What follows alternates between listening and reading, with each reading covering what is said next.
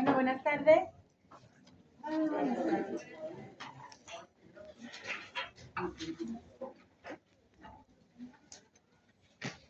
Como primera clase tenemos lo que es la historia, la introducción e historia de traumatología. Y cuando vamos a hablar de historia, siempre vamos a tener muchos caminos, porque acuérdense que en todas partes del mundo se escribe la misma historia, pero de distinta forma, ¿no? Y va a depender mucho de cómo se divulgue esa historia. Entonces, para hablar de historia tenemos que investigar, definir, seleccionar, sintetizar, y lo que yo les voy a dar ahora es un breve resumen de la historia, de lo que consiste y hace la traumatología desde hace muchos años. Cuando hablamos de historia, sí, parece que podríamos terminar así en la clase, ¿no es cierto? Porque a veces puede ser tedioso hablar de historia, pero créanme que... Adelante. Por no me toquen la puerta porque... Pero recuerden que saber nuestra historia es saber cómo hemos evolucionado, qué cosas han sido útiles para llegar a lo que ahora hemos llegado.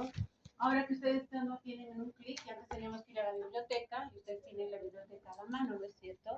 Si no hubiera sido por esa gente del pasado que ha creado, que ha inventado, ¿no? Que ahora son historias, no tendríamos lo que nosotros tenemos ahora. Entonces, eso es lo importante, porque la historia define nuestro pasado, pero sí el presente y mucho más el futuro, porque en base a eso hacemos modificaciones para poder rediseñar muchas cosas. Entonces, cuando hablamos de traumatología, y antes de empezar a hablar, tenemos que pensar cuál fue el primer signo de civilización. Y esa fue una pregunta que le hicieron a esta antropóloga que era Margaret Mead. ¿Cuál fue el primer signo de civilización? ¿Cuál fue la respuesta que ella tuvo?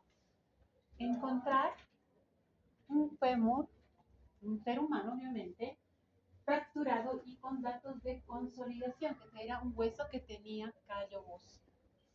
¿Y por qué toma ella como referencia esto como un primer signo de civilización?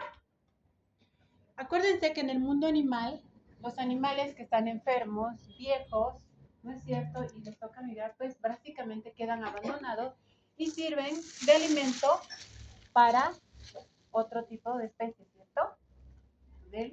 El más fuerte se va a alimentar del más débil, ¿no es cierto? Entonces, ¿por qué el primer signo de la civilización es la ayuda? Porque el hombre ha sobrevivido en el tiempo y a pesar de tempestades y todo lo que pueda deberse a cambios climáticos, ¿no es cierto? Porque ayudar a alguien en sus dificultades es donde comienza la civilización. No nos hemos dejado atrás. Imagínense, este Triceratops, básicamente, al quedar echado, es un animal que muere y sirve de comida para otro tipo de carnívoro.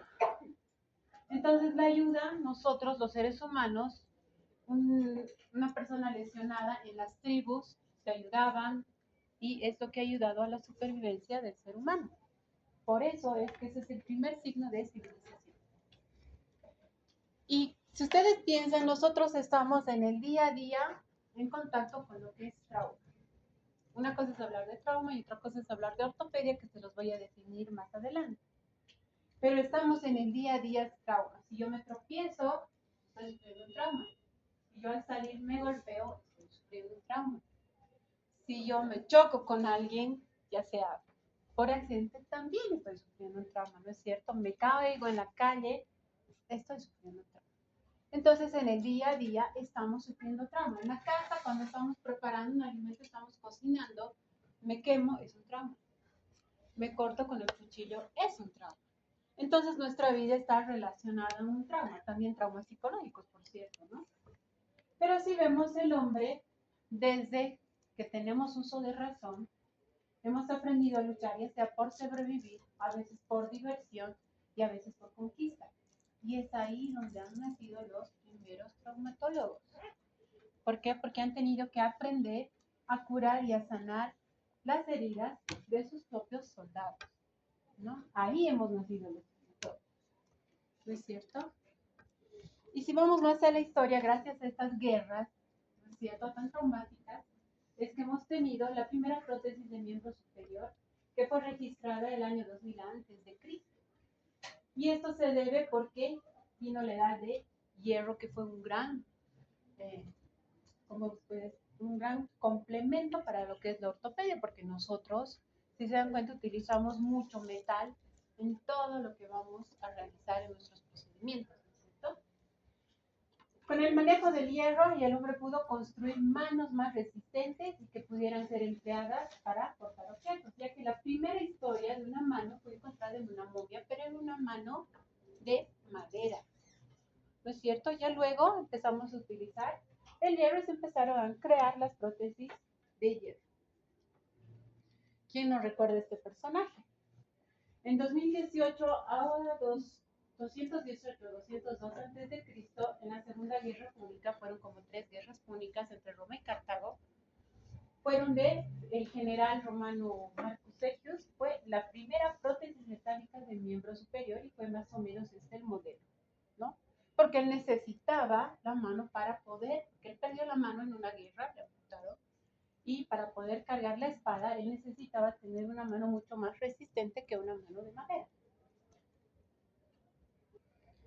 Ya en el siglo XVI, Ambroise Paré, disculpen mi francés para los que hablan francés, un médico militar francés, fue el primero en desarrollar un brazo artificial, ¿no es cierto?, que tenía cierta movilidad y que tenía sujeción al codo. Los dedos podían abrirse y mover y podía generar cierta presión, ¿ya?, cuando era traccionado por ciertos aparatos. También se creó la primera mano estética. Obviamente, si hablamos de Francia, siempre van a buscar la estética y crearon una mano de cuero, forrada en cuero para darle más estética y no sea tan grotesca como una mano metálica. Pero si ya vamos a hablar y buscamos quién realmente es uno de los pioneros en ortopedia traumatología, vamos a encontrar a Hipócrates, que desde mi punto de vista, después de haber investigado, es uno de los verdaderos pioneros en ortopedia y traumatología. ¿Por qué?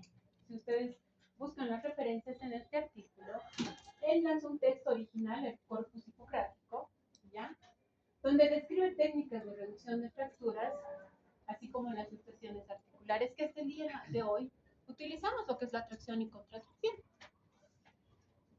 Ha profundizado en la biología del proceso de curación de las fracturas y principios básicos del manejo y fijación de las fracturas, que hasta el día de hoy son usadas en algunos contextos con algunas modificaciones, pero ha sido la base para la fijación de las fracturas. Presenta los signos y síntomas de la gangrena en aquel momento y enseña el tratamiento de las infecciones óseas y ofrece información valiosa sobre para lo que nosotros es la parte biomecánica del aparato osteoarticular, y el tratamiento de enfermedades de columna, básicamente contracción y tracción. Contra tracción, ellos hacían sus tratamientos. Podíamos ver personas colgadas hasta en escaleras para poder corregir deformidades angulares. Obvio, ¿quién no conoce la famosa maniobra hipocrática, que actualmente ya no se utiliza? Tenemos otro tipo de maniobras, pero fue uno de los pioneros para poder reducir una luxación glenohumeral. Ya avanzando un poquito más, 115 después de Cristo, encontramos a Galeno Pérgamo, entre paréntesis lo vamos a llamar el padre de la medicina deportiva, aunque no es así, no es cierto. En algunos textos lo encuentran, pero haciendo la investigación esto es totalmente falso. ¿Pero por qué lo llamaban, o algunos lo toman como si fuera el padre de la medicina deportiva? Porque él era el médico de los gladiadores. Acuérdense que eso era tomado como un deporte en aquella época. Pero lo más importante de él, que era un anatomista, pero hacía las disecciones en animales, generalmente cerdos y todo lo demás, y hacía sus dibujos y todo lo demás, tratando de imaginarse cómo sería el cuerpo humano por dentro en realidad. Pero en la época del Renacimiento, pues que muchas de estas teorías ya fueron refutadas, especialmente cuando ya se empezaron a hacer las primeras disecciones cadavéricas. Para esta época era prohibido y era castigado hasta con pena de muerte el disecar o hacer experimentos en los seres humanos, ¿no? No se podía, por eso se hacía con animales. Ya yendo, bien, si hablamos del yeso, el yeso como tal ha nacido de esto, de lo que es el producto industrial, ¿no? Lo que hacían en aquel tiempo, como están viendo acá, cuando una persona se fracturaba, agarraban y moldeaban en una caja y hacían el vaciamiento para proteger e inmovilizar esa extremidad. Ya posteriormente, Pirogov, ¿no es cierto?, analiza y ve que en este tipo de yeso podía sumergir telas. Y en esas telas, con esas telas poder hacer el enyesado, ¿no es cierto?, y poder proteger las extremidades. De ahí empieza a utilizar medias, empieza a utilizar algodón y es donde empiezan a hacer el yeso, ¿no? Por un lado de la historia. Por otro lado, Rasés, que es un médico árabe, se le atribuye la utilización del yeso por primera vez, pero como podemos ver, Pirogov ya hace la utilización del yeso también, lo que llamaban el yeso de París, que fue la utilización de un yeso industrial sumergido en telas, a lo que hasta ahora hemos evolucionado, que ya tenemos el yeso en esta forma, y finalmente lo que es el yeso, que es en fibra de vidrio, mucho más liviano, mucho más cómodo, mucho más resistente. Para que un poquito ustedes se embeban en la historia y puedan ver parte que puede ser entre realidad y fantasía, les recomiendo que vean esta película, que es El Médico, donde mucho de lo que les he hablado está acá. Incluso van a ver una parte de cómo se hizo los primeros manejos en pandemia y las primeras estadísticas de cómo manejar. Se las recomiendo, es muy buena. Y vamos a repasar algunos puntos claves para el desarrollo de la ortopedia y traumatología.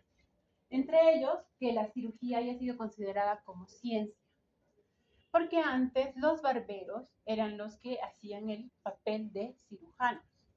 Pero ya después se tomó como ciencia y había que hacer los estudios correspectivos para poder tener el papel de cirujano. El desarrollo de la anestesiología, pero por supuesto que sí, pilar fundamental, porque gracias a los anestesiólogos y a los descubrimientos de la anestesiología es que podemos hacer procedimientos sin dolor, con relajación, ¿no es cierto? Y la asepsia y la antisepsia para evitar las infecciones que nosotros, los que han tenido la oportunidad o van a tener la oportunidad de entrar a quirófano, van a ver que nosotros somos muy incisivos en la asepsia y antisepsia. Primero lavamos con la solución fabulosa, luego echamos nuestros alcoholes y todo lo demás. Un papel importante en la ortopedia y traumatología. El otro de las claves importantes en traumatología y básicamente en nuestro caballo de batalla es la radiografía. ¿No es cierto? Todos nosotros hacemos con radiografía. Incluso dentro del quirófano trabajamos con radiografía. Una radiografía bien tomada me da mucha información, pero tengo que tener esa información en el cerebro para saber qué es lo que yo quiero buscar. Y Wilhelm Conrad Röntgen fue el que descubrió los rayos X, ¿no es cierto? Y además, gracias a esto también se formó una nueva especialidad, que es la imagenología o la radiología, ¿no es cierto? Él pudo, por accidente, tomó la radiografía de la mano de su esposa. Y esta, ¿no? Él vio que los rayos podían penetrar casi todo, pero no los huesos. Y esta es la imagen de la mano de su esposa y este es el anillo de su esposa. ¿Y por qué la radiología fue uno de los pilares fundamentales? Aquí ustedes ven los rayos portátiles, que es un invento de Marie Curie, ¿no es cierto? Que básicamente ella fue la creadora de lo que son los rayos X portátiles. Cuando el 28 de julio de 1914, el 11 de noviembre de 1918, ella era jefe del servicio de radiología de la Cruz Roja Francesa. ¿Qué fue lo interesante de ella? Ella no era médico, ella no sabía manejar autos, pero vio que había muchas bajas en el ejército francés y lo que hizo fue crear esto. Llevar a los campos de batalla, ¿no es cierto? O a los campamentos del ejército, crear este carrito que se llamaban los pequeños Curies, que permitían hacer radiografías en el campo de batalla.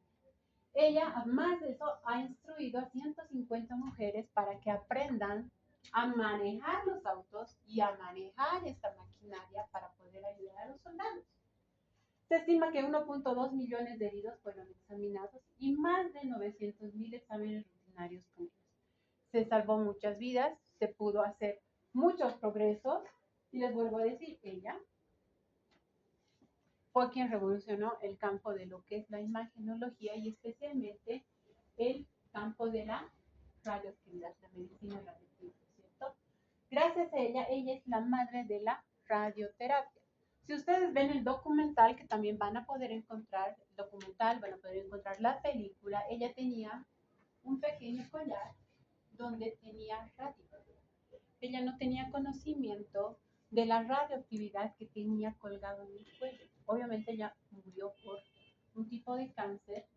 Es más, hasta ahora, el lugar donde ella está enterrada y toda la documentación que ella manejaba en sus investigaciones están cubiertas de plomo por tanta irradiación que tenía o que tienen hasta el día de hoy. Entonces, gracias a esto, ella revolucionó el tratamiento del cáncer, ha promocionado la radioterapia y ha usado la radiación para la destrucción de las células cancerosas. Fíjense lo paradójico. Ella revoluciona, ha utilizado la radioterapia, pero ella ha muerto por la radiación, por el desconocimiento que tenía, pero hizo un gran aporte. Y por eso el documental se llama Una vida por la ciencia. Es muy interesante, véanlo. Y básicamente ha marcado un antes y un después en el campo de la oncología, ¿no ve? Por el empleo de la radioactividad en medicina para el tratamiento del cáncer, que hasta el día de hoy la seguimos utilizando. Y entrando más, uno de los eventos importantes que hasta el día de hoy se utiliza es lo que es la cirugía endoscópica, que lo utilizan en cirugía general, y la cirugía artroscópica, que viene más hacia la traumatología. ¿Y qué quiere decir? Que nosotros podíamos de esta manera antiguamente ver directamente la articulación, ¿no es cierto? Ahí fue que Kanji Katagi en 1938 realizó la primera artroscopía de rodilla. ¿Qué quiere decir? Entró a la rodilla y pudo ver de forma directa con una óptica la rodilla. No hizo ningún más gesto, pero ya era ver pues la anatomía en vivo. Y avanzando un poco más, en la era de la artroscopía, Watanabe incorpora la luz fría, esto que es la fibra óptica, ¿no es cierto? Que lo han debido ver en algunos procedimientos, pero es gracias a esto que nosotros podemos tener imágenes magnificadas en cirugía artroscópica. Y en 1962 realizó la primera meniscectomía de rodilla. ¿Qué quiere decir? Sacó el menisco de la rodilla. Entonces, un avance, y gracias a esto actualmente pues, tenemos muchos avances en la artroscopía. Nosotros realizamos artroscopía a todas las articulaciones, se los puedo asegurar que podemos hacer artroscopías en falanges con los mini artroscopios, podemos hacer artroscopía en cadera, en rodilla, en tobillo, hombro, y ha evolucionado mucho los tratamientos en medicina deportiva especialmente, porque nos permite hacer pequeñas incisiones y grandes procedimientos internos, ¿no? Y esto permite una mejor recuperación del paciente. También hemos evolucionado en la osteosíntesis. Inicialmente, y los que me anteceden, eran de las personas que utilizaban placas. Mientras más placas y más tornillos tenían, era mejor la osteosíntesis. Pero luego se fue evolucionando y se vio que mientras menos tornillos, mejor. Se respetaba más la vascularidad del hueso y ahí empieza el tratamiento de los huesos largos con lo que es el enclavado centromedular, ¿no es cierto? A través de mínimas incisiones. Entonces fue Gerard Kuntze quien evolucionó y es llamado el padre del enclavado intramedular, ¿no es cierto? Hemos evolucionado también entre el uso del clavo y la placa, lo que son las cirugías mínimamente invasivas. ¿Qué quiere decir? Antes necesitamos abrir heridas grandes para poder resolver la fractura. Ahora por heridas pequeñas podemos resolver las fracturas, a lo que nosotros llamamos cirugía mínimamente invasiva. Y como no, uno de los mejores inventos del hombre, pues, cambiar una articulación. Si una articulación se desgasta, se degenera o por alguna fractura queda muy destruida o por un tumor, nosotros podemos utilizar prótesis, que es cambiar un segmento, reemplazar ese segmento. Y pues el señor Sir John Charlie, quien utilizó de polietileno para la cadera, pero además hemos utilizado el cemento, hemos acoplado, a los traumatólogos nos gusta ver ideas y adueñarnos del cemento, el metilmetacrilato que utilizan los dentistas, nosotros nos hemos apropiado, lo hemos mejorado y lo utilizamos para lo que es nuestra sociosíntesis, podemos utilizarlos en las prótesis de cadera y es lo que realmente ha evolucionado. Por eso, la traumatología es una especialidad muy noble que nos permite, el hueso es una estructura tan noble que solo al final de todo y cuando no hay solución, nos queda la amputación, que es el verdadero fracaso. Pero nos da un montón de opciones para poder resolver una lesión ósea. Y como les decía, la historia se cuenta a través del mundo de distinta manera. Depende cómo lo divulguen y quién lo divulgue. Y entrando a lo que es la parte de ortopedia y traumatología, vamos a revisar algunos conceptos básicos, terminología, que son útiles para la semiología y que ustedes puedan hacer una historia clínica relacionada a la ortopedia y traumatología y con lo que puedan ustedes a través de esto llegar a un diagnóstico. Sabemos que fue Nicolas Andri quien fue el creador del término de ortopedia, pero nosotros se asocia a la traumatología. Un trauma abdominal es parte del trauma, ¿no es cierto? Un accidente en cráneo, un trauma craneoencefálico forma parte del trauma, ¿no es cierto? Entonces, trauma es un campo bastante amplio. Nosotros acoplamos al trauma ortopedia en lo que viene a ser al aparato locomotor, pero trauma es un campo muy amplio, ¿de acuerdo? Puede haber trauma torácico, abdominal, etc. Entonces, Nicolas Andri él escribió el libro Ortopedia, pero él más que todo se refería a prevenir y corregir las deformidades del cuerpo de los niños. ¿Qué quiere decir? Deformidades angulares, lumbago, escoliosis, cifosis. Es por eso que nuestro emblema es esto. Nosotros queremos ver todo alineado. El traumatólogo puede tener una vida chueca, pero queremos tener nuestro cuerpo alineado. ¿No es cierto? Entonces, la traumatología nace de un griego trauma y la ortopedia de, ¿qué quiere decir? Rectos. ¿Ya? Traumatología es lo que les había dicho, es el día a día. Me caigo, es trauma, me chocan, me accidento, me golpean en el fútbol. Todo eso es trauma. Y ortopedia, pues nos referimos a las deformidades angulares, ¿no es cierto? Tenemos niños, personas que pueden nacer con deformidades angulares, por problemas congénitos, ¿no es cierto? Niños sindromáticos. Y la ortopedia es el arte de corregir y evitar deformidades, ya sea adquiridas o congénitas. Si ponemos en una balanza, en el aparato locomotor, sabemos que la mayor frecuencia se va a dar por trauma. Y este trauma lo podemos sufrir a nivel óseo, muscular y los tendones. De todo esto es mucho más frecuente fracturas, luxaciones y esguinces, que es lo que a ustedes como médicos generales a futuro deben saber reconocer, deben saberla diagnosticar, deben saber inmovilizar para poder hacer su referencia en forma pertinente y adecuada. Entonces, ¿qué es una fractura? ¿Qué es el concepto de fractura? ¿Cómo? A ver, tú que me estás mirando ahí. Sí, tú. Es la pérdida de la motilidad del hueso. ¿Campana suena? ¿Otro? ¿Va? Es una solución de continuidad en el tejido, ¿cierto? Solución de continuidad. No tengan miedo, chicos, han venido a aprender. Si no hubieran nacido sabiendo, no estarían aquí, ¿no? Entonces, Entonces, las fracturas también pueden ser diafisiarias y articulares. ¿Cuál es la diferencia de esta con esta?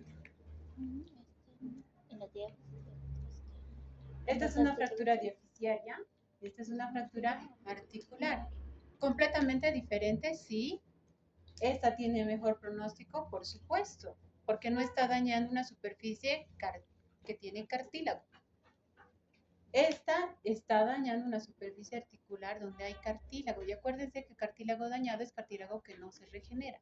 Así que una fractura articular hay que tratarla de la forma más adecuada posible, devolverle la anatomía lo mejor posible. Y si vemos aquí al lado que estamos viendo, es una articulación que también tiene una fractura, es una luxofractura, que quiere decir que se puede fracturar y se puede luxar. Una luxofractura que es peor todavía, ¿no es cierto?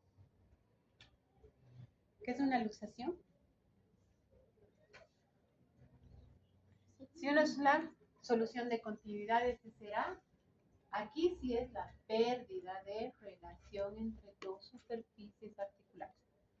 Nada de pérdida de contacto, separación, no. Es pérdida de relación entre dos superficies articulares. Esta pérdida puede ser parcial o total cuando hablamos de una subluxación, que será una pérdida parcial, y una luxación cuando hablamos de una pérdida total. Entonces, esto y esto, ¿cuál es la diferencia? ¿Quién logra ver? ¿Logran ver? ¿Ustedes pueden ver ahí? ¿Qué ven en mi espalda? Una luxación y una fractura. Esta es una fractura intraarticular, complicada porque está dañando cartílago articular, ¿cierto? A la larga esto puede generar una artrosis, ¿cierto? Acá, peor, es una luxación y fractura. No solo me está dañando el cartílago, también me está dañando la irrigación. Entonces tengo por dos lugares donde esta articulación puede llegar a la artrosis, ¿no es cierto? Por daño directo al cartílago y por daño a la vascularidad. ¿Qué es el esguince? ¿Quién nos ha esguinzado alguna vez? Leve, un grado 1. Todos nos hemos torcido el tobillo alguna vez, ¿cierto? Levante la mano el que no se ha torcido nunca su tobillo. O la mano. Qué suertuda.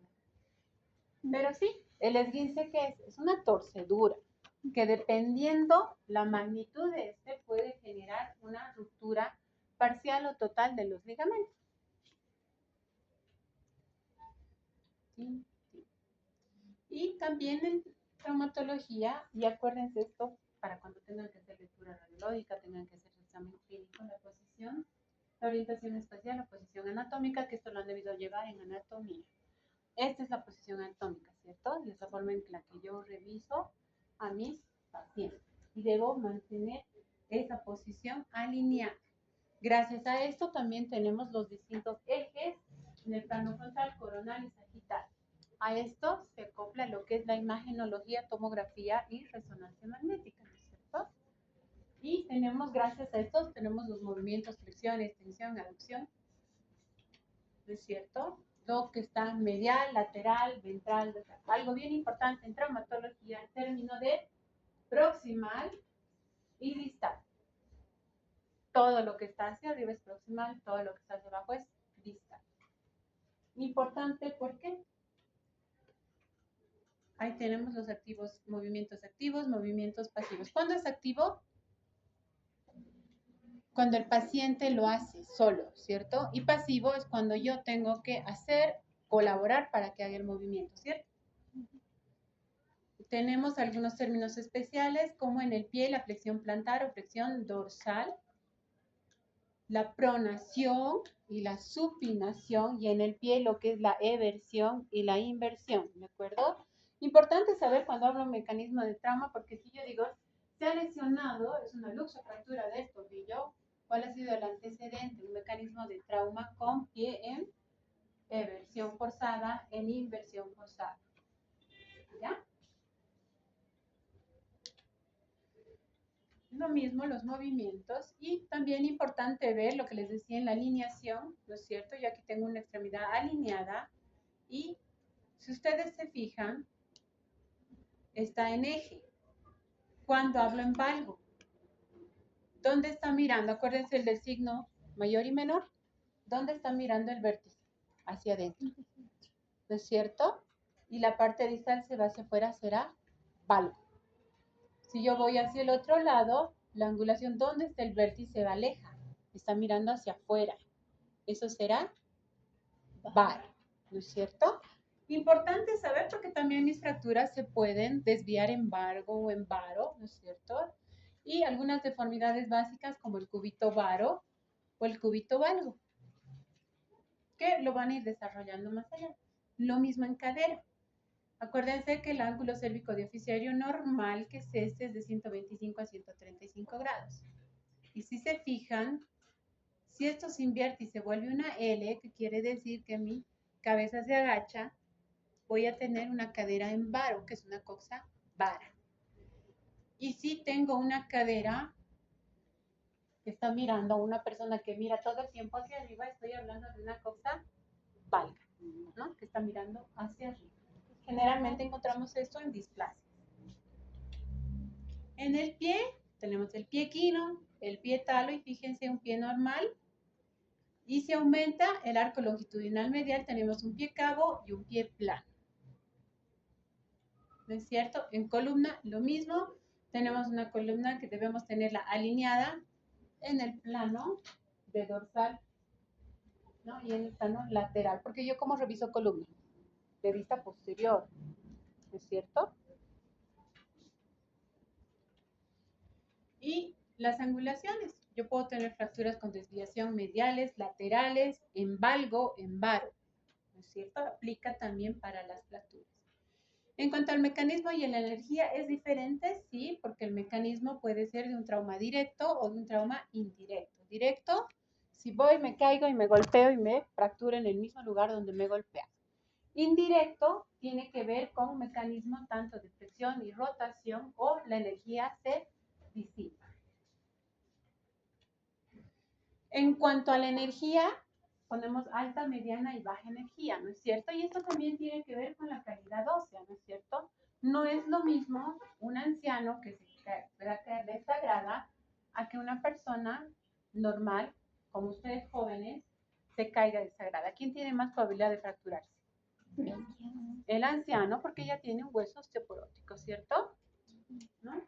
Un niño, obviamente, es mucho más flexible, pero también puede subir fracturas. Y obviamente un accidente de tránsito para cualquier trauma de alta energía, ¿no? Y lo que les decía, importante lo que es proximal distal. Acuérdense que en los huesos largos tenemos un epífisis proximal y un epífisis distal. Y tenemos las diáfisis. Las diáfisis se van a dividir en tercios. Tercio superior, tercio medio, tercio inferior.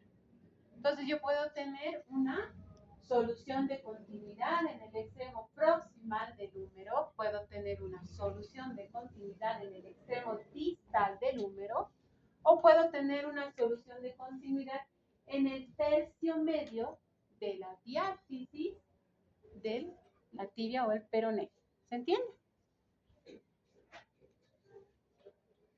Entonces, de acuerdo al trazo, a nivel de las diáfisis, puedo tener trazos transversos, que será un mecanismo directo, ¿ya?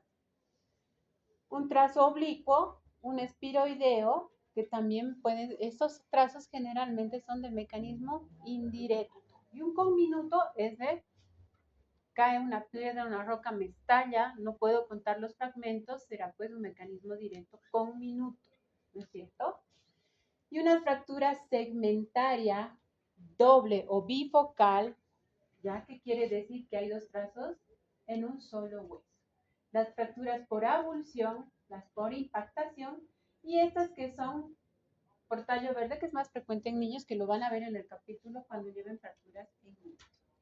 Entonces, acuérdense de estas 5M para la historia clínica. Nosotros vemos movilidad, hacemos muchas mediciones, que se les exige más hacia a los residentes, tenemos que ver la parte muscular, tenemos que ver nuestras maniobras especiales que ya van a llevar en nuestros capítulos de semiología.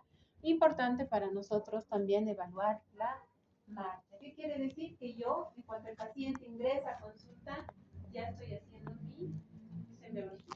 Estoy viendo cómo camina, estoy viendo cómo se desviste, estoy viendo cómo se sienta. Desde ahí empieza mi exploración física. ¿De acuerdo? Entonces, la ortopedia y traumatología no son una ciencia, es un arte. Sí, nos dicen los artesanos de la medicina, lo somos, claro que sí, porque gracias a nosotros somos los que corregimos las posturas, corregimos deformidades, ¿no es cierto? Y les devolvemos a las personas la movilidad. Les devolvemos esto que llamamos las actividades de la vida diaria. Una persona que no se mueve es una persona que se mueve. Gracias.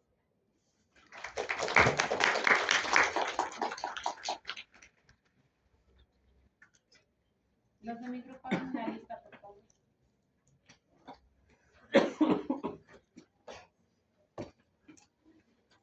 ¿Están los de mi grupo?